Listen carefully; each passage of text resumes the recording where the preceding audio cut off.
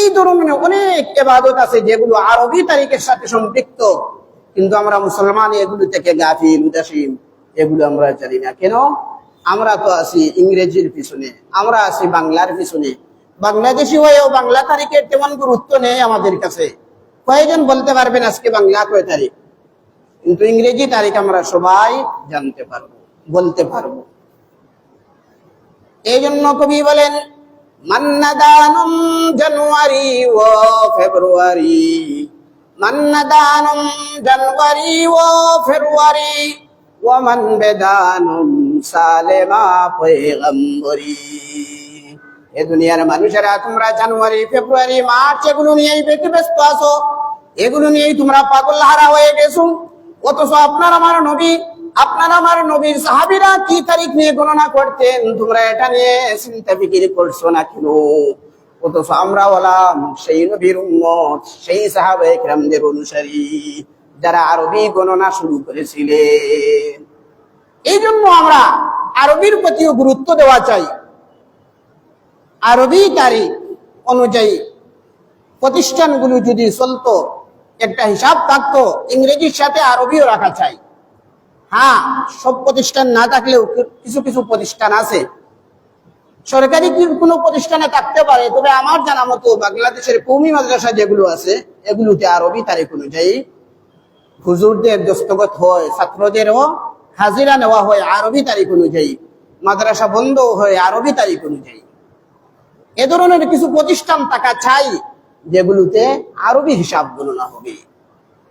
আমি একটা মসজিদ পেয়েছিলাম এই বড়ইকান্দি ইউনিয়নে, সনুপাড়া মসজিদ। এখানে আমি কয়েকটি রমজান মাসে ছিলাম, তখন দেখেছি তাদের ইমাম সাহেবের এবং মুয়াজ্জিন সাহেবদের বেতন বিলি করা হয় আরবি তারিখ অনুযায়ী। আরবি মাস পূর্ণ হলে বেতন বিলি করা হয়। এটা আমার কাছে খুবই ভালো লাগছে। সনুপাড়া মহল্লার বিষয়টা তো ভালো, যে এটা হলো সুন্নাহ, আরবি তারিখ অনুযায়ী আমরা হিসাব নিকাশ করব। হ্যাঁ, সুবিধার্থে রাখতে পারেন, জানতে পারেন ইংরেজি, কোনো সমস্যা নেই, কিন্তু আরবিটাও আমরা হিসাব রাখবো। তাহলে বলছিলাম, আজকে হলো মুহররম মাসের 3 তারিখ। মুহররম মাস হলো আরবি বছরের নতুন মাস, প্রথম মাস। এই হিসাবে নববর্ষ চলতেছে। কত হিজরি চলতেছে বর্তমানে? এই যে শুরু হয়েছে মুহররম, 1448 হিজরি শুরু হলো, শেষ হয়েছে 1447 হিজরি। জিলহজ মাসে শেষ হয়েছে বছর, 1447 হিজরি শেষ হলো। আর মুহররম থেকে শুরু হচ্ছে চলমান কত হিজরি? 1448 হিজরি। এটাও আমরা জানি না। এই আরবি মাস 12টি মাসের নাম কয়জন মুসলমান বলতে পারবে? মনে হয় না তেমন কিছু মুসলমান বলতে পারবে। এই আরবি যে হিসাবটা, গণনাটা শুরু হয়েছে, আমরা যে 1448 হিজরি চলমান বলতেছি, এটা কখন থেকে শুরু হয়েছে এই ইতিহাসও আছে। ইসলামের দ্বিতীয় খলিফা আমিরুল মুমিনিন হযরত উমর রাদিয়াল্লাহু আনহু যখন খলিফা হলেন, খলিফা হওয়ার 4র্থ বছর উনার,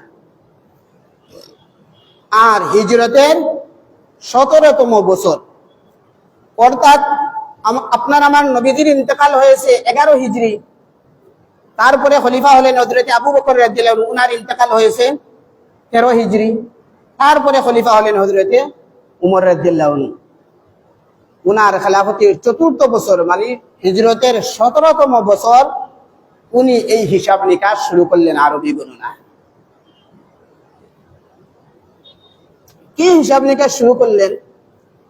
উনি আমিরুল মুমিনিন, রাষ্ট্রপ্রধান হওয়ার সুবিধার্থে উনার কাছে বিভিন্ন রাষ্ট্র থেকে চিঠি আসতো।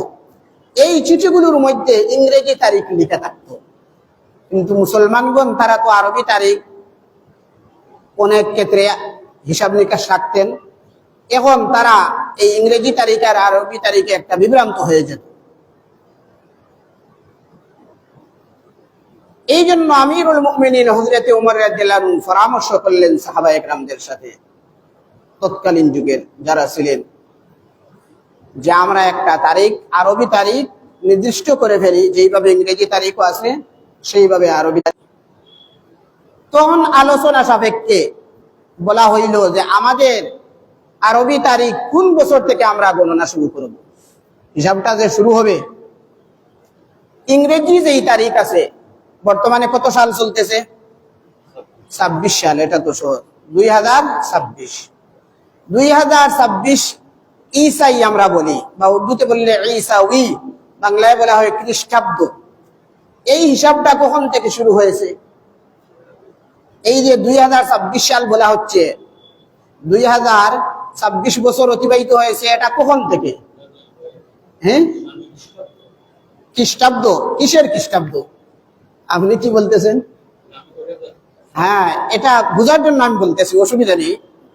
যে ঈসা আলাইহিস সালাম, আমাদের নবীর আগে যে নবী ছিলেন ঈসা আলাইহিস সালাম, উনার জন্ম যেই বছর হয়েছিল এই বছর থেকে হিসাব শুরু হয়েছে। এই হিসাবে কি 2026 সাল চলতেছে। যিশু খ্রিস্ট, তারা বলে, তাদের বাইবেলের ভাষা অনুযায়ী যিশু খ্রিস্টের জন্ম যেই বছর হয়েছিল এই বছর থেকে হিসাব শুরু হয়েছে, ওই হিসাবে 2026 সাল চলতেছে, ঈসা আলাইহিস সালামের জন্মের সাল থেকে। তাহলে ঈসা নবীর জন্মের বছর থেকে গণনা করে বর্তমানে 2026 সাল।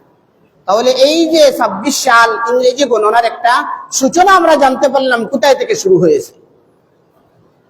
এই জন্য খ্রিস্টাব্দ বলা হয়। খ্রিস্টানদের এটি তারিখ, তাদের নবী থেকে শুরু হয়েছে। এবার আপনার আমার নবীর আরবি তারিখ হযরত ওমর রাদিয়াল্লাহু আনহু শুরু করবেন, কোন বছর থেকে শুরু করবেন, এটা নিয়ে সাহাবায়ে কেরামদের পরামর্শ সভায় বিভিন্ন মতামত চলে আসলো। কেউ বললেন খ্রিস্টানরা যেহেতু তাদের নবীর জন্মের বছর থেকে হিসাব শুরু করেছে, তাহলে আমাদের নবীর জন্ম যেই বছর হয়েছিল সেই বছর থেকেও আমরা আরবি গণনা শুরু করি। একটা মতামত এইভাবে আসলো। কিন্তু বড় বড় সাহাবায়ে কেরাম বললেন না, আমাদের নবী মক্কা ছেড়ে হিজরত করে মদিনায় গিয়েছিলেন যেই বছর, এই বছর থেকে আমরা গণনা শুরু করি। কারণ যেই বছর নবীজি মক্কা থেকে হিজরত করে মদিনায় গেছেন এটাকে হিজরত বলা হয়। এই যে হিজরি আমরা বলতেছি, এই হিজরতের মাধ্যমেই ইসলামের এক ধরনের বিজয় হয়েছে। ইসলাম জাতির সামনে প্রকাশ্যে ইসলামের মৌলিক ইবাদতগুলো করার সুযোগ হয়েছে। হিজরতের আগে নবী করিম সাল্লাল্লাহু আলাইহি ওয়াসাল্লাম এবং সাহাবায়ে কেরাম যখন মক্কায় ছিলেন, তখন এই ইসলামের কার্যগুলো সাধারণভাবে করা যেত না, ওপেন ভাবে করা যেত না। কাফিরদের পক্ষ থেকে বাধা আপত্তি চলে আসতো, জুলুম নির্যাতন চলে আসতো। কিন্তু মক্কা থেকে মদিনায় যাওয়ার পর তখন জুমার নামাজ ফরজ হইল প্রকাশ্যে, ঈদের নামাজ আসলো, তখন আযানের বিধান চলে আসলো, রোজার বিধান চলে আসলো, যাকাতের বিধান চলে আসলো।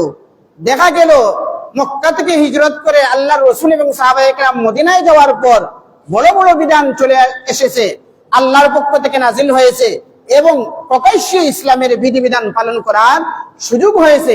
এই জন্য এই বছরটিকে স্মরণীয় এবং বরণীয় করে রাখার জন্য সাহাবায়ে কেরাম তারা উদ্যোগ নিলেন যে আমরা যেই বছর থেকে রাসূল হিজরত করেছেন এই বছর থেকে আমাদের আরবি গণনা শুরু করা হোক।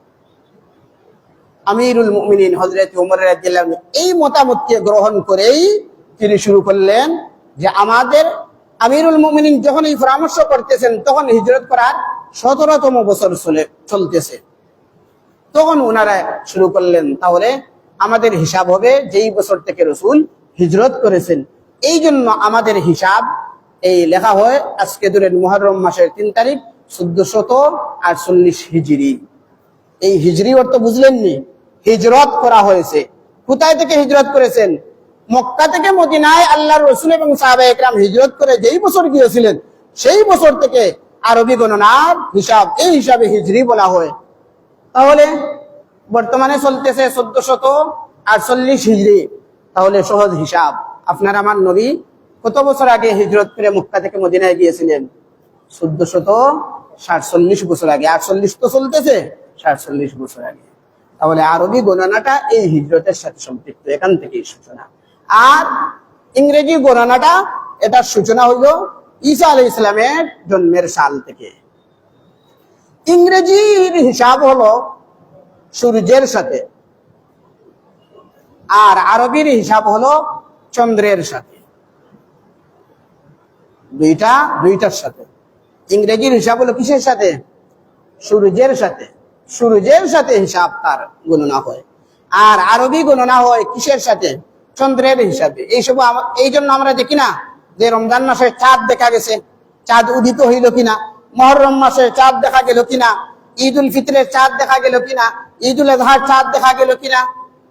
আরবির হিসাব হলো চাঁদের সাথে, ইংরেজির হিসাব হলো সূর্যের সাথে। এই জন্য ইংরেজির হিসাব সূর্যের সাথে থাকার কারণে জ্যোতিষ বিজ্ঞানী যারা আছে তারা এগুলো এই বিজ্ঞান চর্চা করে ইংরেজি তারিখ এক বছরের তারা বলে দিয়েছে, ক্যালেন্ডার বের করে দিতে পারে। এত তারিখ এই মাস 29 যাবে, এই মাস 30 দিনে হবে, এই মাস 31 দিনে হবে। কিন্তু আরবি শিওরলিটি কেউ এইভাবে বলতে পারে না এই মাস 30 দিনে যাবে না 29 দিনে যাবে। এটা হলো চাঁদের উপর নির্ভর। চাঁদ কখন উদিত হবে নিশ্চিত ভাবে কোনো হুজুর বলতে পারবেন না, কোনো ডাক্তার বলতে পারবেন না, কোনো বৈজ্ঞানিক বলতে পারবেন না, কোনো ইঞ্জিনিয়ার বলতে পারবেন না। এটা চাঁদের উপর নির্ভর। যাই হোক, এই ব্যাপারে আর আলোচনা করবো না, সময় চলে যাচ্ছে। আমরা যেটি আজকের আলোচনা থেকে জানলাম যে আমাদের বর্তমান আরবি মাস মুহররম মাস চলতেছে। মুহররম মাস হলো আরবি বছরের প্রথম মাস। আরবি বছরের প্রথম মাস বিদায় আরবি নববর্ষের মাস চলতেছে। এই নববর্ষ বা আরবি হিসাব শুরু হয়েছে হযরত উমর রাদিয়াল্লাহু আনহু যখন খলিফা হলেন ৪র্থ বছর, আর নবীজির হিজরতের ১৭তম বছর সাহাবায়ে কেরামদের পরামর্শ ক্রমে তিনি এই গণনা শুরু করলেন।